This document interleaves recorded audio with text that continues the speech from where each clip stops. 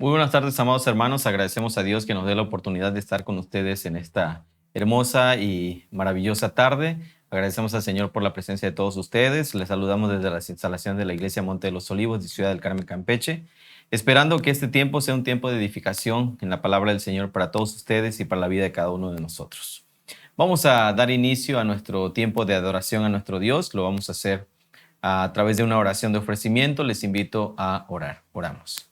Te damos gracias, bendito Dios, en este momento porque nos permites alabar, Señor, y glorificar tu nombre. Gracias por la vida, gracias por tus misericordias y bondades. Gracias, Señor, por tu paciencia para con nosotros. Gracias por tu piedad, porque no nos dejas, no nos abandonas, Señor, en un solo momento. Te alabamos, Señor, y te damos gracias y te pido, Señor, que tú edifiques nuestras vidas con tu palabra y nos enseñes, oh Dios, a hacer tu voluntad. En el nombre de Jesús oramos. Amén. Amén. Continuamos alabando el nombre de nuestro buen Dios, lo hacemos a través de un canto.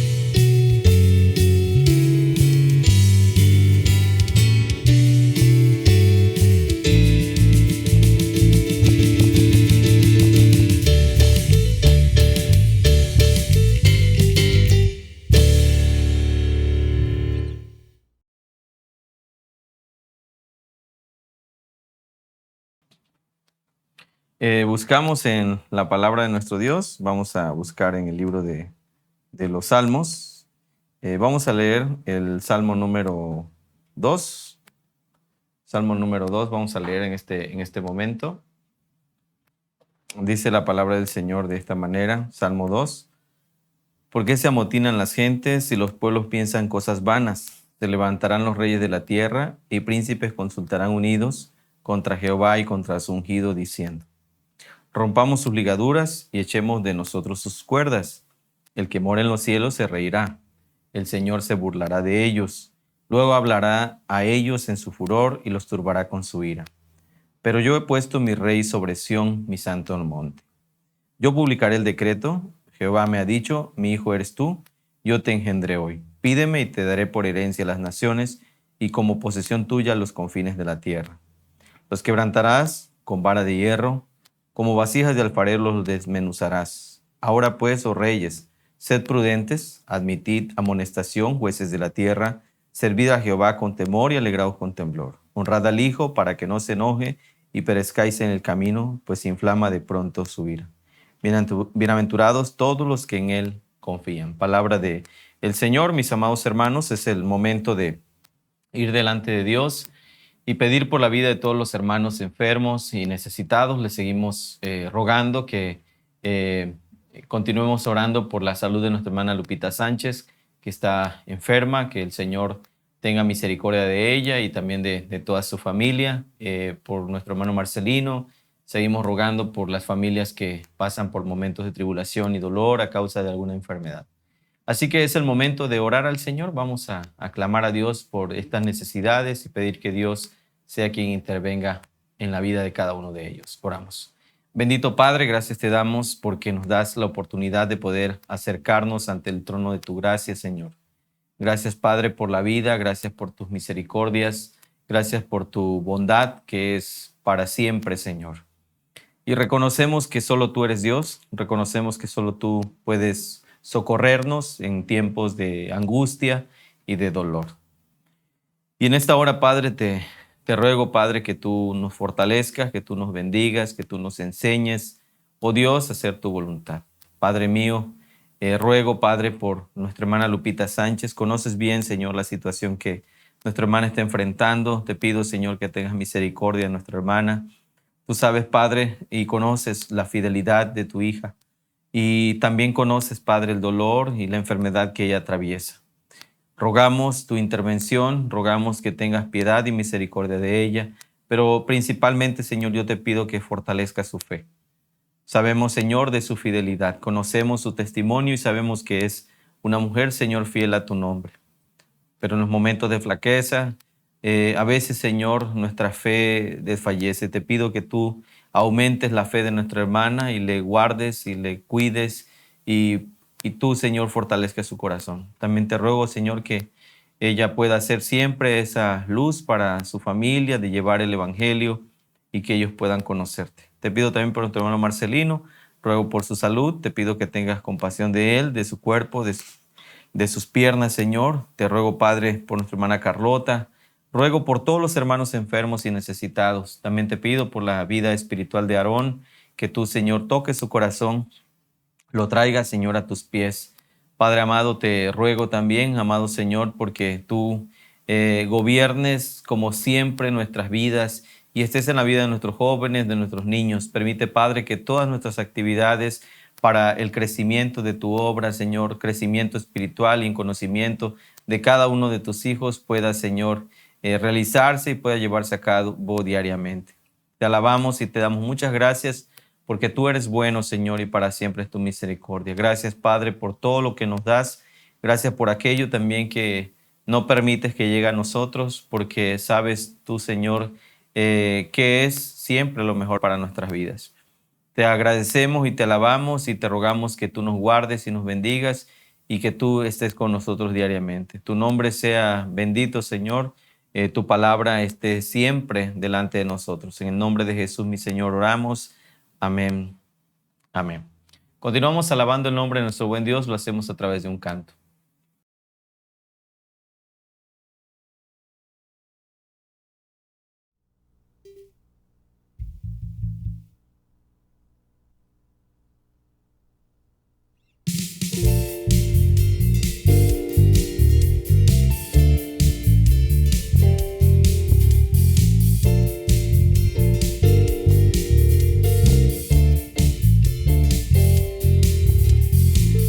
Cada día tú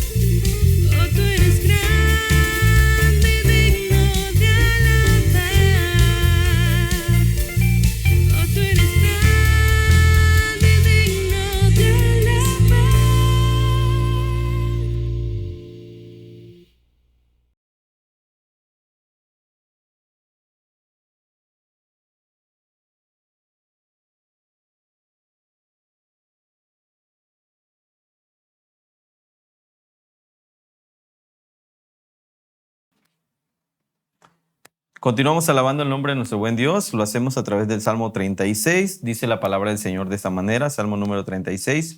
La iniquidad del impío me dice al corazón, no hay temor de Dios delante de sus ojos. Se lisonjea, por tanto, en sus propios ojos, de que su iniquidad no será hallada y aborrecida. Las palabras de su boca son iniquidad y fraude. Ha dejado de ser cuerdo y de hacer el bien. Medita maldad sobre su cama, está en el camino no bueno, el mal no aborrece. Jehová, hasta los cielos llega tu misericordia y tu fidelidad alcanza hasta las nubes. Tu justicia es como los montes de Dios, tus juicios abismo grande, oh Jehová, al hombre y al animal conservas. Cuán preciosa, oh Dios, es tu misericordia. Por eso los hijos de los hombres se amparan bajo la sombra de tus alas. Serán completamente saciados de la grosura de tu casa, y tú los abrevarás del torrente de tus delicias. Porque contigo está el manantial de vida, en tu luz veremos la luz. Extiende tu misericordia a los que te conocen, y tu justicia a los rectos de corazón. No venga pie de soberbia contra mí, y mano de impíos no me mueva. Allí cayeron los hacedores de iniquidad, fueron derribados y no podrán levantarse. Palabra del Señor, vamos a orar. Te damos gracias, bendito Padre, en esta hermosa tarde porque nos permites alabar y glorificar tu nombre. Gracias, Señor, por la vida, gracias por tus bondades, gracias por tu fidelidad. Y en este día, Señor, agradecemos por todo lo que haces por nosotros, por todas tus bondades, Señor, y por todo lo que tú traes a nuestra vida. Ayúdanos a entender tu palabra, permite que podamos conocerla y podamos siempre, Señor, ponerla en práctica. En nombre de Jesús oramos. Amén. Amén. Bien, mis amados hermanos, estamos estudiando los Salmos, el libro de los Salmos. Estamos ya en el Salmo número 36, por la gracia de nuestro Dios. Y este salmo, por supuesto, es un salmo que desde el encabezado nosotros podemos ver que es un salmo de David, siervo del Señor. Y es un salmo que sin duda nosotros podemos recorrer leyendo este salmo. Y lo que nosotros encontraremos en este salmo pues es la misericordia de Dios. Por otra parte, otro elemento fundamental de este salmo pues tiene que ver con ese contraste que normalmente nosotros encontramos en los salmos. Inclusive el Salmo 1, cuando lo leemos, pudiéramos nosotros quizá llegar, ¿verdad?, a una conclusión rápida y decir que este Salmo 1 prácticamente hace como una especie de resumen de todos los salmos, porque nos habla tanto del justo como del impío. Y este va a ser el contraste prácticamente que nosotros vamos a encontrar en este salmo. Un salmo que nos muestra la actitud de los impíos y que la palabra del Señor va a decirnos que los impíos, pues obviamente, ¿verdad?, son aquellos que están en contra de la palabra de Dios, que no se sujetan a la ley de Dios, que no buscan el camino del Señor. Y por otra parte, este salmo va a ser un contraste entre el impío y Dios. Es decir, aquel que se muestra misericordioso, aquel que se muestra piadoso, aquel que su misericordia es inagotable y que su amor es completamente infinito. Y ese contraste no solamente se va a marcar entre Dios y el impío, sino también entre el impío y el justo. El justo es aquel que vive por medio de la fe. Nadie es justo por ser bueno, porque sabemos que obviamente nosotros no podemos cumplir toda la ley de Dios, no podemos justificarnos por medio de nuestras obras, por lo tanto es necesaria la intervención de la obra de Cristo en nuestras vidas. Y este salmo, en su primera estrofa, que comprenden por lo menos los primeros 4 versículos, va a dedicarlo el salmista a hablar de la iniquidad del impío. Me dice a mi corazón. Él está haciendo una especie de interpretación de cómo el salmista, está viendo la actitud de los impíos. Es decir, a los malvados el pecado les susurra en lo profundo del corazón, traduce la Nueva Traducción Viviente. No tienen temor de Dios en absolutos, ciegos de presunción, no pueden ver lo perversos que son en realidad, y todos le dicen, todo lo que dicen más bien es retorcido y engañoso, y se niegan a actuar con sabiduría y a hacer el bien. Esta es la forma en cómo los impíos obviamente se conducen, y en este caso lo primero que el salmista reconoce aquí es ser impío. Es algo que se lleva en el corazón. La nueva versión internacional traduce de esta manera: dice el pecador, ser impío lo llevo en el corazón, no hay temor de Dios delante de sus ojos. Indudablemente esta forma, ¿verdad?, de poder entender la situación del pecado, pues es una forma que en la palabra de Dios no, va a aparecer no solamente en este salmo, sino va a aparecer en toda la palabra de Dios. El pecado no es una situación solamente de actos, sino es una situación también de cómo nosotros entendemos el mundo y cómo nuestro corazón también está relacionado con todo lo que nos rodea. A lo largo de los años, o inclusive a lo largo de nuestra vida, hemos llegado a pensar en muchas ocasiones que son las personas las que hacen que nosotros hagamos las cosas mal. A veces decimos, yo me enojo porque mi mamá me hace enojar, o yo me enojo porque mi esposa me hace enojar, o yo hice tal cosa porque estaba cansado de que me trataran de esta manera, o estaba cansado de ser de esta otra forma, ¿no? Y muchas veces nosotros terminamos diciendo que las personas a nuestro alrededor son los responsables de las cosas malas que nosotros hacemos. Sin embargo, cuando nosotros vamos a la palabra de Dios, vamos a encontrar que realmente el problema no está en las otras personas. En la carta, a los Romanos, el apóstol Pablo, en el capítulo 7, Pablo analiza, después de haber encontrado a través de la ley de Dios, que él conoce el pecado a través de la ley de Dios, Pablo analiza y termina diciendo que él encuentra que el mal está en mí, dice Pablo. Entonces, en realidad el problema está dentro de nosotros y es una situación que reside en el corazón.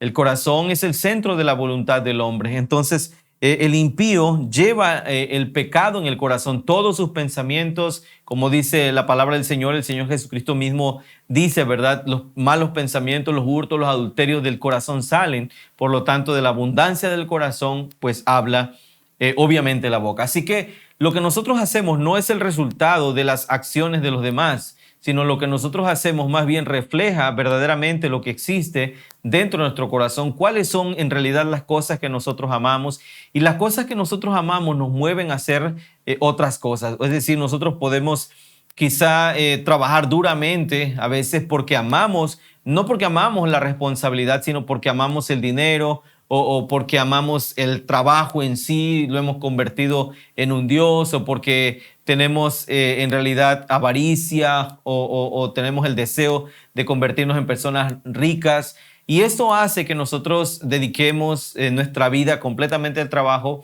y nos olvidemos nuestra relación con el Señor, que podamos buscar al Señor de manera sincera. Entonces, el salmista dice aquí que el impío lleva el pecado en el corazón, y algo que existe en un corazón pecaminoso, controlado por el pecado, es que no hay temor de Dios delante de sus ojos. Es decir, no hay nada que en realidad le impida a esta persona actuar de manera incorrecta. Él vive la vida de manera libertina, no tiene límites, no hay nada que inclusive le haga arrepentirse. Para él todas las cosas son lícitas, para él todas las cosas son convenientes a su perspectiva. La palabra de Dios dice, todo me es lícito, pero no todo conviene. Ahora, cuando la palabra de Dios dice eso, no se refiere al hecho de pensar en una conveniencia desde el punto de vista egoísta, sino pensarlo en el sentido de que no me conviene en relación con mi comunión con Dios. Entonces, en este sentido, el salmista dice que no hay temor de Dios delante de los ojos del impío. Para él todo está permitido, para él nada de lo que él hace está mal. Inclusive dice el versículo 2, se lisonjea por tanto en sus propios ojos de que su iniquidad no será hallada y aborrecida. Es una persona que indudablemente aquí nos dice la palabra del Señor que es arrogante, ¿verdad? Está ciego de presunción. Es una persona que no solamente hace lo malo, sino es una persona que inclusive presume lo malo que hace. Y esto lo podemos encontrar en los diferentes círculos sociales. Cuando usted va al trabajo, quizá tiene algún compañero que se fue de parranda el fin de semana, hizo destrozos, vivió en una especie de placeres y demás. Y cuando él va al trabajo y está con los amigos, está contando todas las cosas que él hizo. Inclusive hay personas que pueden gozarse de defraudar a otros. Hay quienes dicen, bueno, hice tal cosa, tal negocio y han transado o han robado a otras personas y se gozan de haber robado y que hayan hurtado algo de otra persona. Entonces, la palabra de Dios nos dice que estas personas pues no tienen realmente en su corazón temor de Dios, lo que hace que ellos inclusive puedan presumir de la maldad que hacen. No pueden ver lo perversos que son en realidad. Es decir, ellos están completamente cegados. Ellos no se dan cuenta de hasta dónde están hundidos en su maldad. Ellos no se dan cuenta que están completamente atrapados en un mundo que sin duda alguna es un mundo de amargura y de dolor. Todo lo que dicen estas personas es retorcido, es engañoso, hablan mentira con su boca y obviamente se niegan a actuar con sabiduría o a hacer el bien. Son personas que están habituadas a hacer lo malo, desean y aman hacer lo malo y ellos rechazan rotundamente actuar con sabiduría. Por eso dice, las palabras de su boca son iniquidad y fraude. Has dejado de ser cuerdo y de hacer el bien. Medita maldad sobre su cama y está en camino no bueno. El mal no aborrece. Toda esta estrofa está dedicada de manera muy concreta a una persona que actúa de manera equivocada, que su pecado está permanentemente delante del Señor, que todos sus sentidos, todos sus pensamientos, todos sus anhelos, todos sus deseos, todo lo que él hace, piensa, desea, está obviamente influido por el pecado, porque todo lo que él ama, todo lo que él desea, obviamente nace de su corazón. Por lo tanto, si la iniquidad está en su corazón, no habrá otra inclinación para su corazón más que hacer lo malo, más que rebelarse obviamente contra el Señor. La segunda estrofa, en esta segunda estrofa, el salmista va a enfocarse hacia la persona de Dios, hacia el Señor. Señor, oh Jehová, hasta los cielos llega tu misericordia y tu fidelidad alcanza las nubes.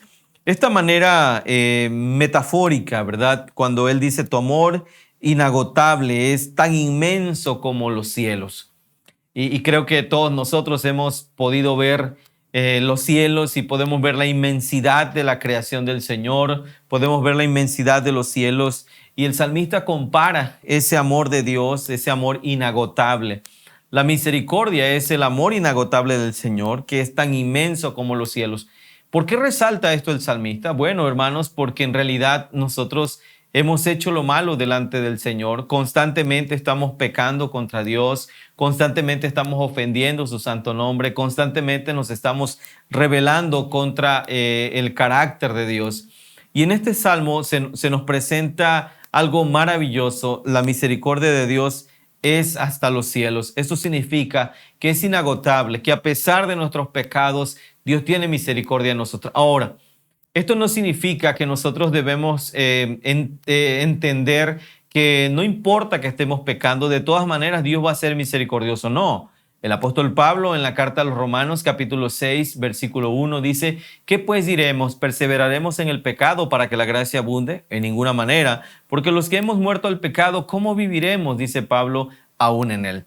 Entonces Pablo está haciendo esa pregunta retórica allí, hablándonos específicamente acerca de que un creyente no va a pensar en la gracia como una licencia para continuar en su pecado, no va a pensar en la misericordia de Dios como una manera de aprovechar y decir, bueno, si de todas maneras Dios es misericordioso, Dios va a tener misericordia de mí, así que yo puedo vivir como yo quiera. No. En realidad, la tendencia de un cristiano siempre va a ser buscar la santidad de Dios, caminar en el sendero del Señor, apartarse del pecado, llorar, lamentar y estar triste a causa de su iniquidad. Cuando un creyente peca, un verdadero creyente peca, hay tristeza, hay dolor, hay amargura. Usted y yo no podemos estar en paz porque el Espíritu Santo está allí confrontándonos. La palabra de Dios nos redarguye permanentemente y esto nos lleva obviamente a que nosotros podamos venir delante del Señor arrepentidos, no aprovechándonos en el sentido de verlo egoístamente, decir si Dios es misericordioso me tiene que perdonar. No. Sencillamente la manera en que un creyente ve la misericordia de Dios es precisamente entendiendo su miseria, entendiendo su incapacidad para poder apartarse completamente del pecado, es sentir dolor por el pecado, no es ver la misericordia como la manera o la oportunidad que tenemos para pecar sin recibir una retribución de parte del Señor. Entonces, el hecho de que la misericordia de Dios sea inagotable, que el amor de Dios sea inagotable, que su misericordia sea hasta los cielos, que la fidelidad de Dios sobrepase las nubes, que no tenga límites, que Dios sea fiel aún a pesar de nuestra infidelidad, no significa que es una invitación para que nosotros vivamos una vida sin límites, una vida en realidad libertina. No, no es eso. Más bien es para reconocer que a pesar de nuestro pecado, a pesar de que hacemos cosas que no agradan al Señor, a pesar de eso Dios tiene misericordia de nosotros. Pero esa misma misericordia de Dios, esa paciencia y fidelidad de Dios hacia mi vida debe ser para mí una motivación de buscar cada día ser santo delante del Señor, y debe provocar en mi corazón dolor profundo de tal manera que mis pensamientos sean transformados por la obra del Espíritu Santo, y ahora mi mente debe estar enfocada solamente en hacer lo bueno delante del Señor. El contraste con los impíos dice, ellos no buscan hacer el bien, ellos están completamente cegados, ellos se deleitan en la maldad, ellos se deleitan en el pecado, ellos se deleitan en la iniquidad, pero el creyente cuando peca debe experimentar esa amargura y tristeza a causa precisamente de haber ofendido al Señor. Entonces, el salmista dice, tu justicia es como los montes de Dios, tus juicios, abismos grandes, oh Jehová, al hombre y al animal conservas, dice el versículo 6. Eso nos muestra definitivamente la fortaleza de la rectitud de Dios. Dios no puede ser corrompido, su poder es inamovible, su gracia es infinita, la justicia del Señor es como los profundos océanos. Él cuida a la gente y a los animales por igual. Él es el Señor. En su providencia, Él actúa hacia nosotros. El salmista continúa esa alabanza sobre la gracia y la misericordia de Dios que son inagotables. Ese amor del Señor que es para siempre. En la siguiente estrofa, en el versículo 7, el salmista dice, cuán preciosa, oh Dios, es tu misericordia. ¿Cómo podemos, hermanos, decir que la misericordia de Dios es preciosa? Bueno, en realidad todo aquel que es creyente tiene conocimiento de la misericordia de Dios. E inclusive, aún los impíos también, ¿verdad?, son alcanzados por esa misericordia de Dios, no en el sentido salvífico, pero sí en el sentido de la gracia común del Señor. La palabra de Dios dice que Dios hace llover para buenos y malos. A pesar de eso, a pesar de su iniquidad, a pesar de su rebeldía, Dios muestra su gracia común, es decir, esa gracia que implica a todos los hombres, que abarca prácticamente a toda la humanidad. Dios la aplica, pero en los creyentes, en los hijos de Dios, podemos contemplar la misericordia de Dios como el salmista la expresa aquí. Cuán preciosa, oh Dios, es tu misericordia. Ahora, ¿por qué podemos decir eso? Bueno, eso lo podemos decir sencillamente porque una vez que nosotros hemos entendido la gravedad de nuestro pecado, no podemos hacer otra cosa más que reconocer que si estamos vivos, que si hemos recibido salvación, ha sido porque la misericordia de Dios ha estado sobre nosotros. Y eso nos hace que nosotros contemplemos la misericordia de Dios como algo precioso. Los hombres consideran el oro como algo precioso, consideran las riquezas como algo precioso, pero para nosotros, para el salmista, para todo aquel que ha entendido que el Señor le salvó, que el Señor le rescató, que Dios le dio vida a pesar de nuestros pecados, que Cristo murió por nosotros, que el Señor no nos ha consumido a causa de nuestra maldad, sino por su misericordia Él ha retenido el castigo y lo ha puesto sobre su Hijo Jesucristo. Todos aquellos que hemos tenido esa oportunidad de tener ese encuentro personal con el Señor y entender nuestro pecado y la gravedad de nuestro pecado, no podemos hacer otra cosa que contemplar la misericordia de Dios como algo precioso. O sea, no hay algo más valioso que lo que el Señor hizo por nosotros en la cruz. Es decir, mucha gente se enoja porque pide cosas al Señor y Dios no las concede. Se molestan porque piden salud y Dios no la da y dejan de creer en Dios. Dejan de buscar al Señor, dejan de acercarse a Dios y viven enojados. Pero hermanos, nosotros tenemos en realidad el don más precioso, el inigualable don que hemos recibido, que es la gracia y la misericordia del Señor por medio de nuestro Señor Jesucristo.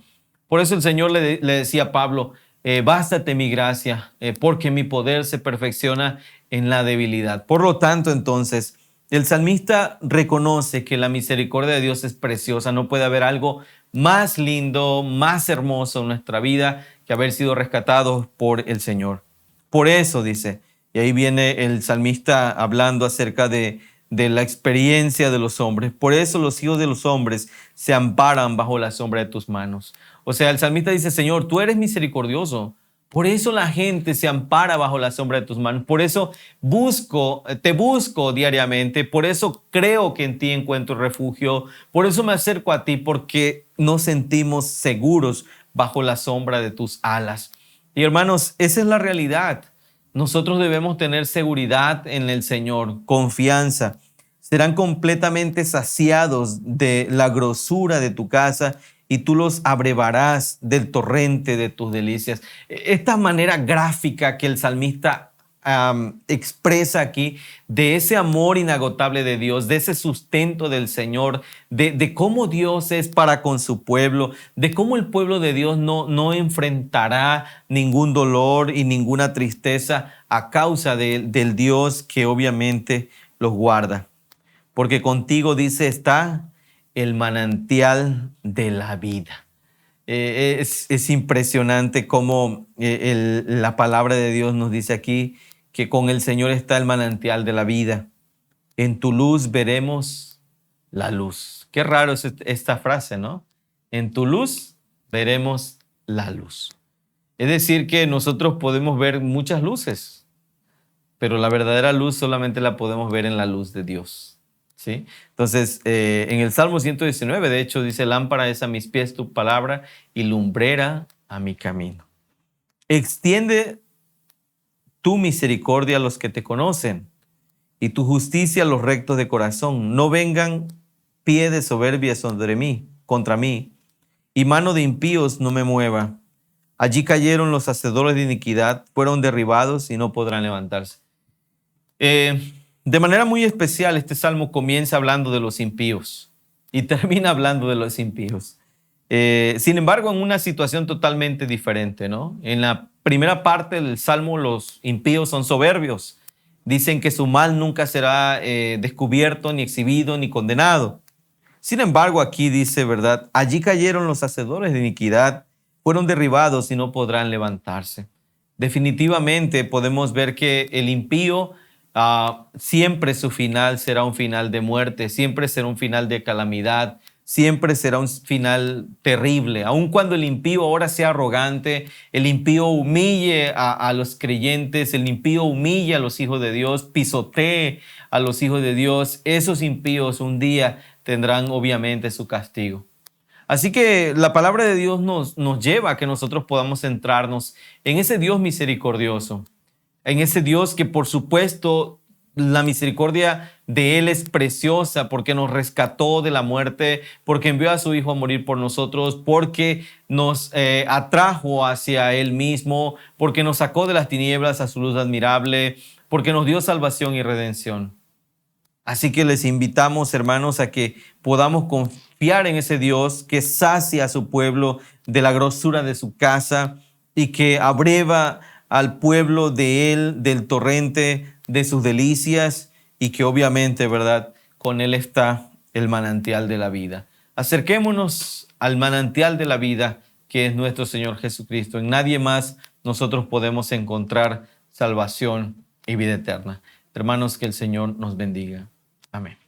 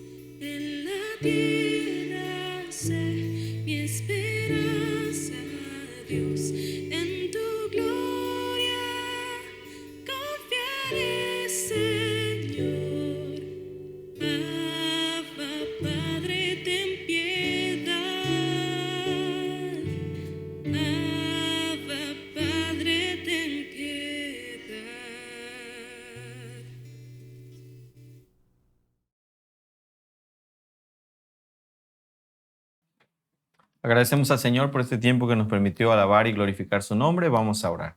Te damos gracias, Señor, en esta hora por tu bondad y fidelidad. Y en este momento, Señor, te pido que tú bendigas la vida de cada uno de nosotros, nos fortalezcas y nos enseñes a hacer siempre, Señor, tu voluntad. Guíanos y ayúdanos, Señor, a buscar tu rostro constantemente. Que el amor de Dios nuestro Padre, la gracia de nuestro Señor Jesucristo y la comunión, guía, dirección e iluminación de su Santo Espíritu sea con todos ustedes desde ahora y siempre. Amén.